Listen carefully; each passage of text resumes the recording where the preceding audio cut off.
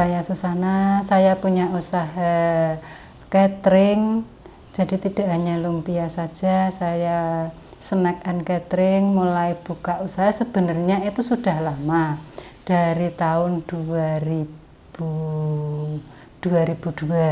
Cuman persoalannya saat itu saya hamil, saya berhenti, sudah lumayan jalan saya berhenti, saya menekuni usaha lainnya. Terus setelah itu dengan usaha saya yang iklan agak merosot, saya mulai lagi untuk usaha catering saya. Jadi saya semula punya kantin di Loyola. Kantin di Loyola karena pandemi, mau ndak mau kantin sekolahan tutup. Kantin sekolahan tutup, saya mutar usaha apa yang bisa jalan. Ndak sengaja anak saya tuh suka dengan lumpia. Sebenarnya saya ndak suka, tapi karena anak saya suka, saya belajar bagaimana sih lumpia itu kok jadi enak.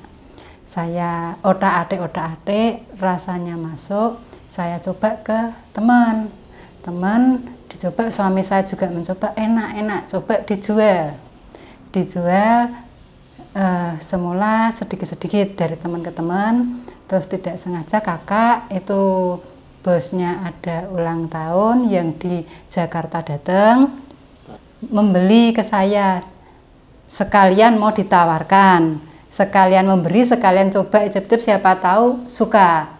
Kebetulan anaknya yang sekolah di Belanda itu juga datang, terus dia merasakan enak, cocok, berikutnya pesan dibawakan buat teman-temannya yang di Jakarta. Untuk teman-temannya dikasih oleh-oleh, temannya terus pada minta repeat order, saya mau tolong dibelikan. Akhirnya jadi rutin itu minimal 1 bulan 2 kali saya ngirim ke Jakarta.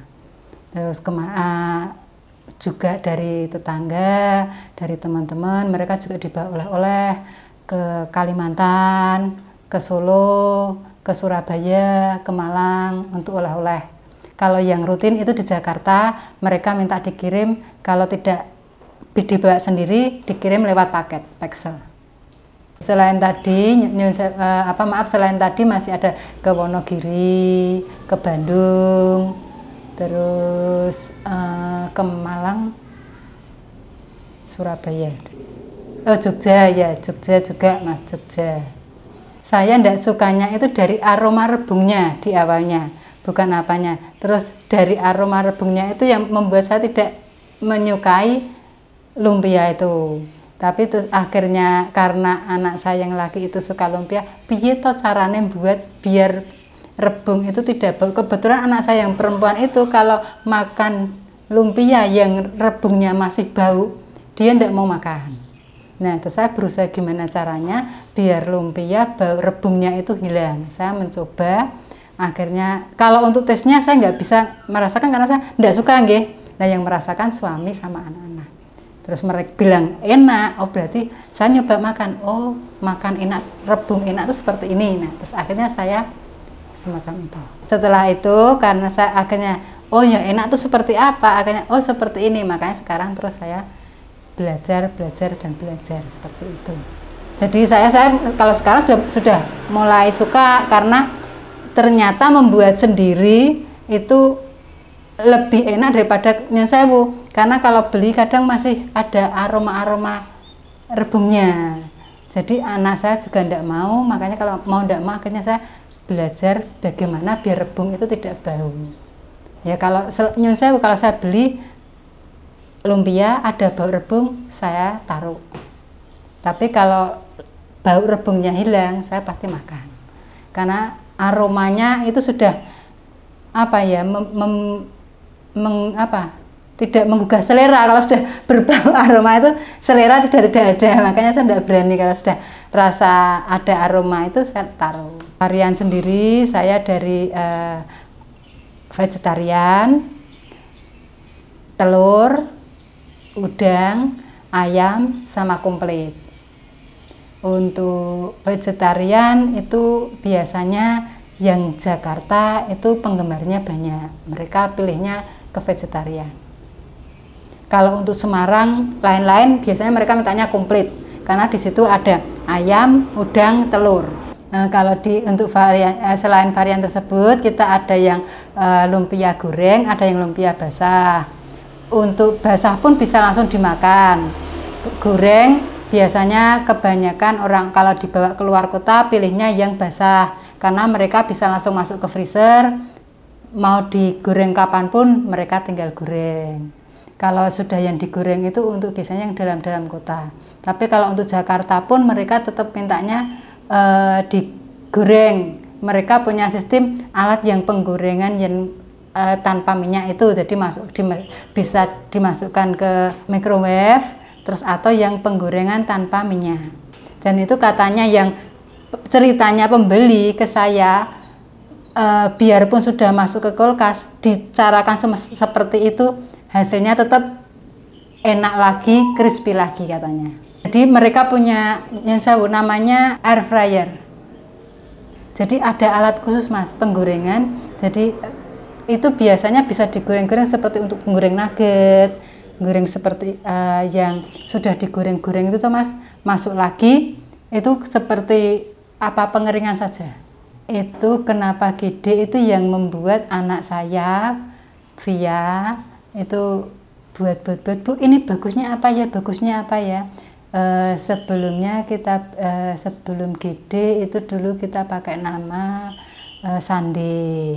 Terus untuk yang Sandi itu kita pakai di kantin Loyola itu pakainya kantin Sandi.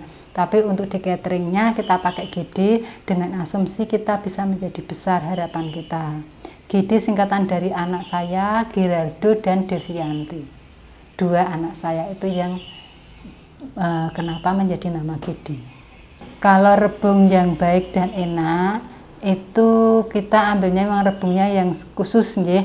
Jadi bukan rebung yang putih, rebungnya yang rebung kuning. Jadi itu dari daerah Kudus. Itu rebungnya bagus. Jadi dari teksturnya itu nanti kelihatan, dari warnanya juga sudah kelihatan. Jadi kalau warnanya yang agak kekuning-kuningan, nyun sewu, nanti jangan salah karena ada yang rebung putih tapi dibuat bisa menjadi kuning, mereka kasih pewarna atau kunir gitu semacam itu. Jadi kita harus bisa tahu juga rebung yang bagus. Karena ada nanti kita salah ambil, itu nyun sewu namanya penjual kan pinter nggih, rebung putih dikasih kunir jadinya rebungnya jadi kuning. Dan harganya juga berbeda jauh. Kalau yang rebung saya biasa beli, saya ambilnya pasti di Gang Baru. Saya tidak berani ambil di lain tempat. Kalau di Gang Baru langganan saya kosong, saya tidak berani ambil karena pernah kejadian saya ambil di tempat lain itu rasanya berbeda. Dan pelanggan itu tahu. Mereka nanyakan kok rasanya beda ya? Semacam itu.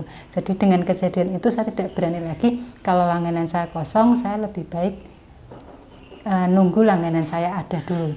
Karena pernah kejadian rebung pas sulit itu tidak ada kiriman, akhirnya tidak ada rebung untuk yang dari Kudus itu. Sama-sama Kudusnya itu katanya juga daerahnya berbeda-beda katanya yang jual itu. Nah kalau untuk yang bagus daerah mana saya kurang tahu, tapi katanya dari sana tuh tempatnya beda juga, mempengaruhi hasil rebungnya sendiri. Saya pakai IG, pakai juga dari teman ke teman. Jadi gedok tular ya mas ya, semacam itu. Mereka merasakan enak, disampaikan ke temennya, sama juga IG semacam itu. Kalau untuk lumpia saya sekarang pre-ordernya 2 hari sebelum dikirim. Karena untuk proses pembuatan sendiri saya membutuhkan waktu lama, tidak bisa sekitar 4-5 jam saya baru bisa. Jadi saya tidak berani kalau misalnya hari ini, tapi kalau memang pesanan sedikit saya berani, tapi kalau pesanan banyak 2 hari sebelum pengiriman maksimal. Suka dukanya menjalankan pesanan lumpia itu, kalau sukanya orderan banyak, pelanggannya menerima makanan yang kita kirim itu, mereka kasih komen yang bagus-bagus, itu suka sekali mas saya. Jadi mereka akan setelah terima barang mereka langsung kasih jempol, itu bagi saya sudah berarti makanannya diterima. kalau pelanggan menerima makanan saya senang, saya itu sudah puas, macam itu. Berarti apa yang saya kerjakan diterima. Tapi dukanya itu nyuwun sewu, namanya usaha ada enak ada ndaknya. Ya dukanya kalau pas pesanan banyak itu nyuci apa rebungnya itu, nyuwun sewu, pembersihan rebung, proses yang paling sulit itu pembersihan rebungnya itu membutuhkan waktu tidak hanya 1 jam 2 jam untuk membersihkan sendiri, semacam itu.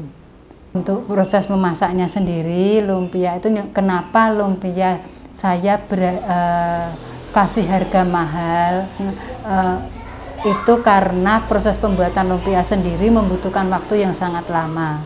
Untuk pembersihan rebung sendiri, saya membutuhkan waktu sekitar 2 jam untuk membersihkan aroma biar rebungnya itu hilang. Itu untuk proses pembersihan. Terus berikutnya kita proses memasak, membumbui dan sebagainya, itu sekitar 3 jaman. Itu paling cepat. Jadi proses keseluruhan sampai dengan penggorengan, sampai dengan packing itu hampir sekitar tadi 25 sekitar 8 jaman. Untuk satu pesanan sekitar 100 biji itu. Nanti beda lagi kalau pesanannya semakin banyak lagi.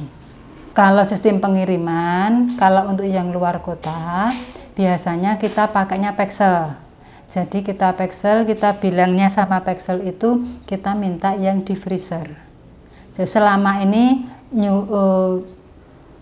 puji Tuhan tidak pernah ada yang komplain sampai sana basi. Jadi kita benar-benar kita kemas baik, semua higienis, sampai dengan tujuan itu belum pernah terjadi basi, semacam itu.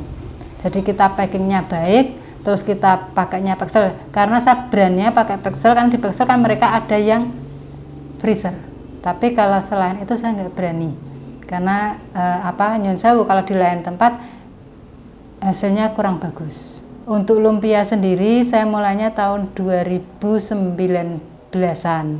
Jadi karena ide kok saya mau satu untuk melestarikan budaya juga, itu kan masakan Jawa Tengah ya, Semarang ya, makanya kok coba tak buat makanan khas Semarang, olah-olah lumpia, siapa tahu banyak peminatnya, semacam itu. Orang datang ke Semarang oleh-oleh, pesan dibawa, semacam itu.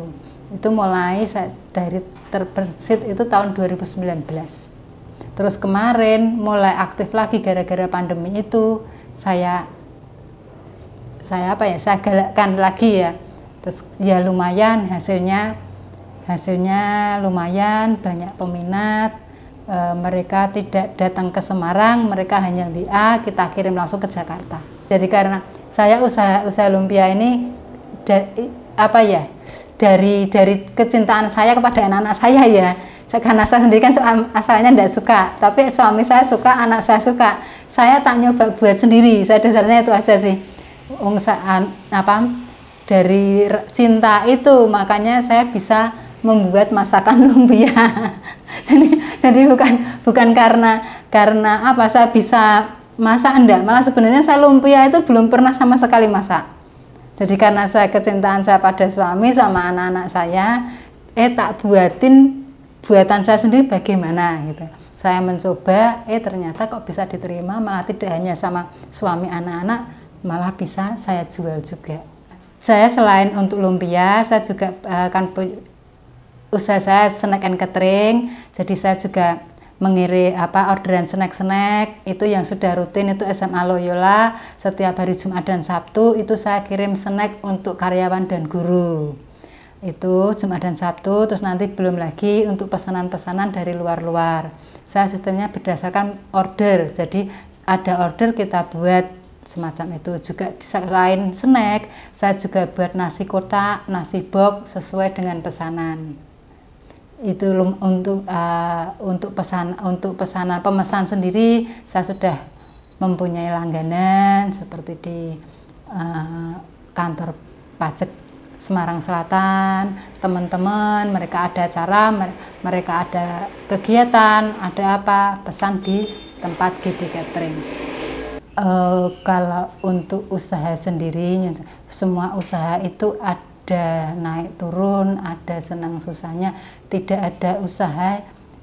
ada usaha yang langsung jelek tahu-tahu enak, enggak. Semua diawali dari bersusah-susah dulu.